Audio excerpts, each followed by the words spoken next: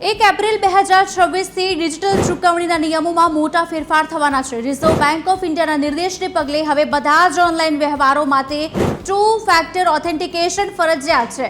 સરળ શબ્દોમાં કહીએ તો ચૂકવણી હવે ફક્ત OTP દ્વારા પૂર્ણ કરવામાં આવશે નહીં, પરંતુ યુઝર્સે 2 અલગ-અલગ પદ્ધતિઓ દ્વારા તેમની ઓળખ ચકાસવાની જરૂર પડશે।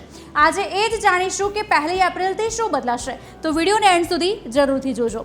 અત્યાર સુધી ડિજિટલ વ્યવહારો ફક્ત OTP દ્વારા પૂર્ણ થતા હતા, પરંતુ નવા નિયમો અમલમાં આવ્યા પછી દરેક ઓનલાઈન ચૂકવણી માટે ઓછામાં ઓછા 2 ફેક્ટર ઓથેન્ટિકેશનની જરૂર પડશે। જો સાયબર છેતરપિંડીને રોકવામાં નોંધપાત્ર રીતે મદદ પણ મળશે।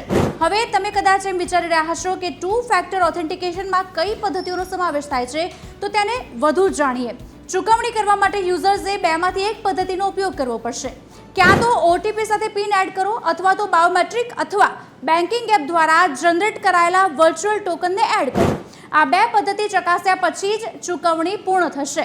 તાજેતરના સમયમાં ફિશિંગ, સિમ સ્વેપિંગ અને OTP છેતરપિંડીના કિસ્સાઓ નોંધપાત્ર રીતે વધી રહ્યા છે।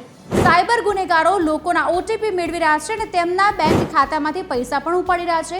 આવી સ્થિતિમાં 2 ફેક્ટર ઓથેન્ટિકેશનની સિસ્ટમ રજૂઆત અનધિકૃત વ્યવહારોને રોકવામાં નોંધપાત્ર રીતે મદદ પણ કરશે।